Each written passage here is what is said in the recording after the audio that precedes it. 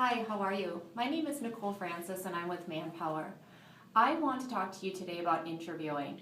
I have interviewed thousands of candidates and talked to thousands of hiring managers. And I think I have some really great tips that can help you be successful in your next interview. So let's get started.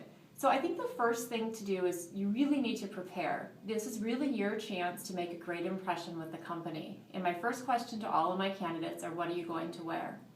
It sounds simple, but you'd be surprised at what I've seen come into the office for an interview. So you want to keep it conservative.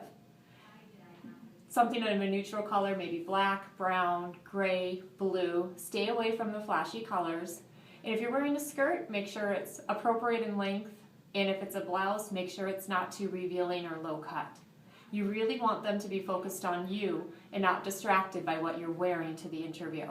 Another really great tip is to not wear any perfume or cologne. And sometimes people are like, well, why?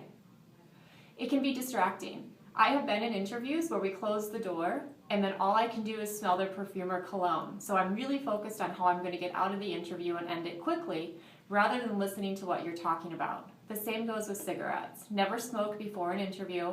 You never know, the person could be a non-smoker and could be offended by that. If you have multiple piercings, any tattoos, make sure that you cover those. It's always best to err on the side of being conservative in the interview, finding out the dress code, if it's the right fit for you, and then you can always show those things later. Once they see it, you can't take it back. So really walk in with confidence and a really great impression on what you're wearing. Never walk in empty-handed. This is a huge red flag for me, and I look for this. If somebody comes in and they do not have a notepad or a professional portfolio and a pen, I wonder how serious they are about the interview. So make sure that you come in with that pad of paper, pen, extra copies of your resume, and questions that you've written out or typed out ahead of time that you want to ask at the interview.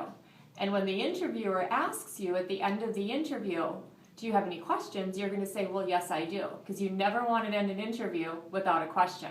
I don't care if you think you know everything, still ask questions. So what you want to do is you actually want to pull out your list of questions out of your nice portfolio, show them that you have them.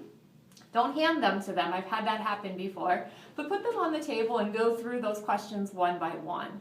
Maybe you've already talked about one of the questions through conversation and just say, oh, we've already talked about that, and cross that off and move on to the next one. And then people say, what am I supposed to ask at the interview? Your goal for the interview is 3 key things. You're there to learn more about the company, the people, and the position.